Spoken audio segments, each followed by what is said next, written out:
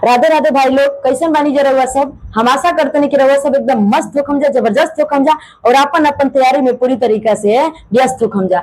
तो हमने के शुरू कर ले जा क्लास 10th के बायोलॉजी एनसीईआरटी के बायोलॉजी के लेसन 1 जीव प्रकर्म एवं पोषण। ठीक, और ओकरा में बहुत सारा टॉपिक हमने के पढ़ ले रहनी जा। ठीक, और प्रकाश संश्लेषण पढ़त रहनी जा। पिछला वीडियो प्रकाश संश्लेषण पे ही रहे और बहुत सारा चीज प्रकाश संश्लेषण पढ़ ले रहनी जा। एगो मात्र लास्ट टॉपिक बचा रहे कि प्रकाश संश्लेषण की क्रिया विधि, कैसे प्रकाश संश्लेषण होता है। तो ये लास्ट टॉपिक प्रकाश संश्लेषण की क्रिया विधि इस वीडियो में पढ़ेंगे। उसके बाद हम लोग अब पेड़ पौधे में पोषण हो गया, अब हम जीवों में पोषण, जंतुओं में पोषण स्टार्ट करेंगे, जिसमें हम एक कोशिकीय जीव जैसे अमीबा, पैरामीशियम में पोषण पढ़ेंगे और उसके बाद हम लोग मनुष्य में पोषण पढ़ेंगे, मनुष्य के पाचन तंत्र के बारे में पढ़ेंगे। बस समझ में आया। तो ऐसे हमारा सीरीज चल रहा है फुल एनसीईआरटी का। आपका 1 मिनट का समय लेते हैं और कुछ बात करना है आप लोगों से।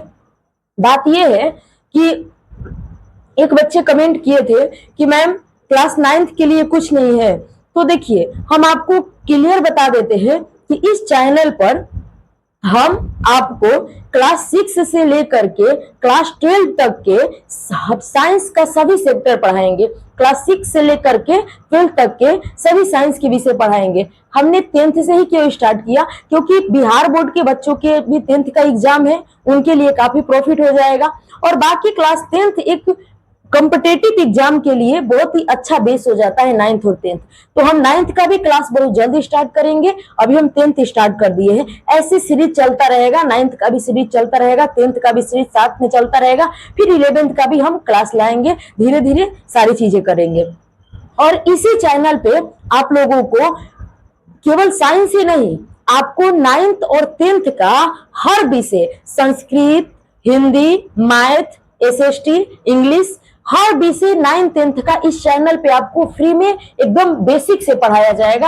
आपको बिल्कुल टेंशन नहीं लेना है, क्योंकि हमारे और भी टीचर्स हैं जो है हमारे जो चैनल है कोचिंग गांव वाला, इसको जो खड़ा किए हैं हमारे सर अजीत सर, वो आपको इस क्या बोलते हैं सोशल साइंस पढ़ाएंगे, मैथ पढ़ाएंगे इसी चैनल पे। तो आप लोग को बिल्कुल चिंता नहीं करना है। 9th 10th के लिए ये काफी जो है लाभफुल रहेगा ये चैनल।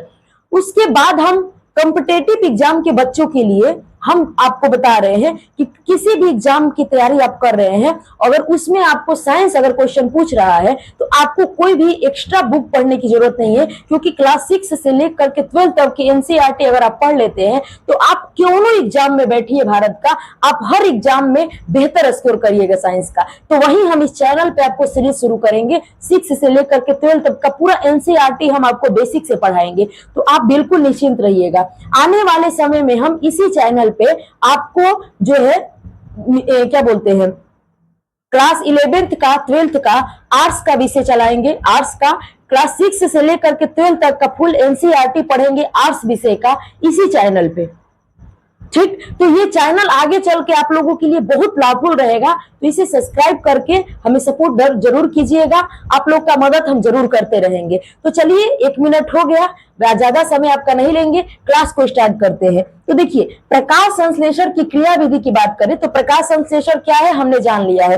प्रकाश संश्लेषण के स्थान कहाँ होता है, रसोई घर किसे कहते हैं, पतियों को क्यों कहते हैं, ये भी जान लिया है। प्रकाश संश्लेषण के लिए आवश्यक कारक क्या क्या होते हैं हम प्रयोग के द्वारा उसे सिद्ध करके भी जान लिए हैं। अब लास्ट टॉपिक है प्रकाश संश्लेषण का, वह है क्रिया विधि। तो देखिए, प्रकाश संश्लेषण की क्रिया विधि 2 चरणों में पूरा होती है। ये बात आपको जान के आश्चर्य होगा कि प्रकाश संश्लेषण में एक ऐसा भी चरण होता है जिसमें सूर्य के प्रकाश की जरूरत नहीं पड़ती है।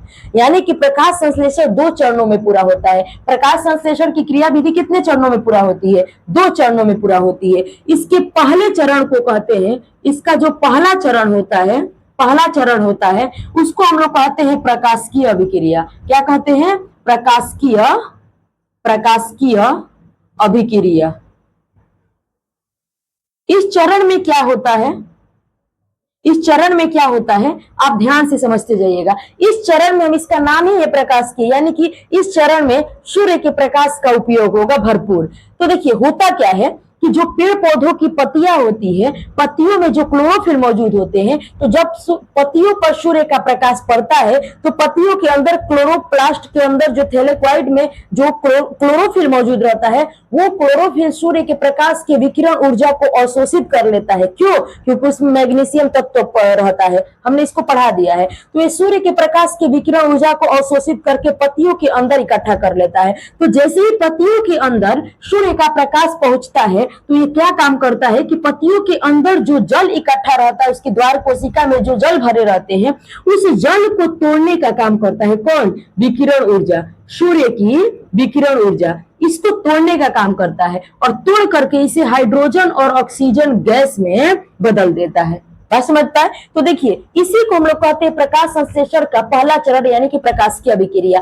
तो प्रकाश संश्लेषण के पहले चरण में क्या होता है कि जब सूर्य के प्रकाश पत्तियों पर पड़ती है तो पत्तियों के अंदर मौजूद क्लोरोफिल उसके विकिरण ऊर्जा को अवशोषित कर लेता है, और जैसे ही सूर्य के प्रकाश की विकिरण ऊर्जा पत्तियों के अंदर पहुंचती है तो वो जल पर अपना प्रभाव डालती है और वो जल को तोड़ करके हाइड्रोजन गैस और ऑक्सीजन गैस में बदल देती है। इस चरण को हम लोग कहते हैं प्रकाश संश्लेषण का प्रथम चरण, यानी कि प्रकाश की अभिक्रिया, जिसमें विकिरण ऊर्जा जो है, सूर्य के प्रकाश की जो विकिरण ऊर्जा होती है वो क्या करती है, तो जल को हाइड्रोजन और ऑक्सीजन गैस में तोड़ देती है। क्या ये बात समझ में आया आपको? क्या पहले चरण को प्रकाश की अभिक्रिया क्यों कहते हैं भैया? क्योंकि इसमें सूर्य के प्रकाश का उपयोग रहता है। जब सूर्य के प्रकाश पत्तियों पर बढ़ता है तो पत्तियों के अंदर का क्लोरोफिल सूर्य के प्रकाश की विकिरण ऊर्जा को अवशोषित कर लेता है, और वह विकिरण ऊर्जा जैसे ही पत्ती के अंदर पहुंचता है तो पत्तियों के अंदर द्वार कोशिका में जो जल रहते हैं उस जल को तोड़ करके हाइड्रोजन गैस और ऑक्सीजन गैस में अलग अलग कर देता है। और इस चरण को हम लोग कहते हैं प्रकाश संश्लेषण का प्रथम चरण, यानी कि प्रकाशिकीय अभिक्रिया। यानी कि प्रकाश संश्लेषण में जो विकिरण ऊर्जा होती है वो रासायनिक ऊर्जा में बदलती है। विकिरण ऊर्जा, सूर्य के प्रकाश के अंदर को जो विकिरण ऊर्जा होती है वो रासायनिक ऊर्जा में बदल जाती है, क्योंकि रासायनिक अभिक्रिया होता है। तो ये भी क्वेश्चन पूछता है कि किस अभिक्रिया में विकिरण ऊर्जा रासायनिक ऊर्जा में बदल जाता है, तो प्रकाश संश्लेषण की अभिक्रिया में। ये बात भी आप लोग को याद रखना है। तो ये पहला चरण आपको समझ में आया। इसके बाद स्टार्ट होता है प्रकाश संश्लेषण का दूसरा चरण। इसके बाद द्वितीय चरण शुरू होता है। द्वितीय चरण शुरू होता है। इस द्वितीय चरण को हम लोग कहते हैं अप्रकाशिकीय अभिक्रिया। अप्रकाशिकीय अभिक्रिया। अप्रकाशिकीय अभिक्रिया, इसमें और लग गया है, यानी कि इसमें प्रकाश की जरूरत नहीं होती है। अब ध्यान से समझिए, जब पहला चरण हो गया, यानी कि पहले चरण में विकिरण ऊर्जा, सूर्य के प्रकाश की विकिरण ऊर्जा जल को तोड़ करके हाइड्रोजन गैस और ऑक्सीजन गैस में बदल देती है। तो ये ऑक्सीजन गैस तो पत्तियों के रंध्र से विसरण प्रक्रिया के द्वारा बाहर निकल जाते हैं। मिश्रण प्रक्रिया के द्वारा बाहर निकल जाते हैं, लेकिन ये जो हाइड्रोजन गैस है वो बाहर नहीं निकलता है, वह दूसरे चरण में अब अभिक्रिया शुरू हो जाती है। और ये हाइड्रोजन गैस जो है वही CO2 gas, carbon dioxide gas से अभिक्रिया करता है, रासायनिक अभिक्रिया करता है, और करके ग्लूकोज C6H12O6, इसको हम लोग क्या कहते हैं, ग्लूकोज। ये ग्लूकोज का फॉर्मूला है। ठीक, कमेंट बॉक्स में आप लोग का क्वेश्चन रहेगा कि बताइए चीनी का फार्मूला क्या होता है, आप कमेंट बॉक्स में जरूर लिखिएगा। तो ये ग्लूकोज बनाता है और साथ में जलवाष्प बनाता है। क्या बनाता है? जलवाष्प बनाता है। साथ में क्या बनाता है? जलवाष्प बनाता है। बस मत है, जलवाष्प बनाता है। तो इसको हम लोग कहते हैं प्रकाश संश्लेषण के द्वितीय चरण, यानी कि इस चरण को हम लोग कहते हैं अप्रकाशिकीय अभिक्रिया, क्योंकि इसमें प्रकाश का तो उपयोग नहीं हुआ था। लेकिन इस चरण तक पहुंचने के लिए इस चरण का होना जरूरी है, और इस चरण में सूर्य का प्रकाश का होना जरूरी है। इसीलिए बिना प्रकाश का तो कभी प्रकाश संश्लेषण हो ही नहीं पाएगा। तो ध्यान से समझिएगा कि पहले चरण में जब विकिरण ऊर्जा, सूर्य के प्रकाश की विकिरण ऊर्जा जल को तोड़ करके हाइड्रोजन गैस और ऑक्सीजन गैस में बदल देती है, तो ऑक्सीजन गैस तो रंध्र के माध्यम से विसरण प्रक्रिया के द्वारा बाहर निकल जाता है। लेकिन हाइड्रोजन, देखिए आप कहिएगा कि हाइड्रोजन भी तो गैस है, ये भी तो बाहर निकलना चाहिए, इसको निकलने ही नहीं देता है कार्बन डाइऑक्साइड। क्योंकि जैसे ही उधर ऑक्सीजन निकल रहा है, कार्बन डाइऑक्साइड अंदर विषरण प्रक्रिया के द्वारा रंध्र के से अंदर पहुंच भी रहा है, तो वो तुरंत हाइड्रोजन से अभिक्रिया कर लेता है और हाइड्रोजन से अभिक्रिया करके वो ग्लूकोज बना देता है और साथ में जलवाष्प बना देता है। ये जलवाष्प तो पुनः रंध्र के माध्यम से ही हम लोग वाष्पोत्सर्जन प्रक्रिया के द्वारा ये बाहर निकल जाता है। लेकिन ये जो आपको ग्लूकोज ये आप देख रहे हैं, ये ग्लूकोज पत्तियों में स्टार्च के रूप में संचित हो जाता है पेड़ पौधों में। बात समझ पाए? तो इस तरीके से प्रकाश संश्लेषण की पूरी क्रिया विधि पूरा होती है। यानी कि प्रकाश संश्लेषण की क्रिया विधि दो चरणों में पूरा होती है।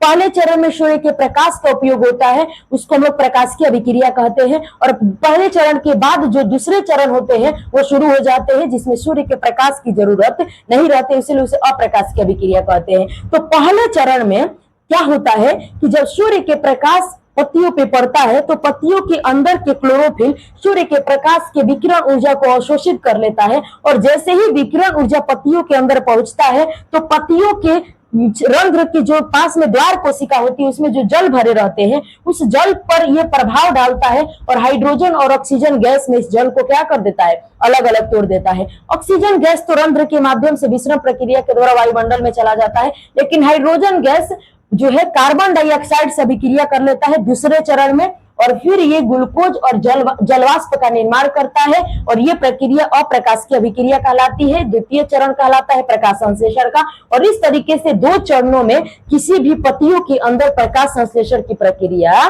पूरा हो जाती है। तो क्या आपको प्रकाश संश्लेषण की क्रिया विधि समझ पाए आप लोग? तो क्या आप इसको अपने हिसाब से विस्तार से लिख सकते हैं? ठीक, तो हम कैसे लिखेंगे आप सोचिए, हम लिखेंगे कैसे? तो लिखेंगे कि प्रकाश संश्लेषण की क्रिया विधि दो चरणों में पूरा होती है।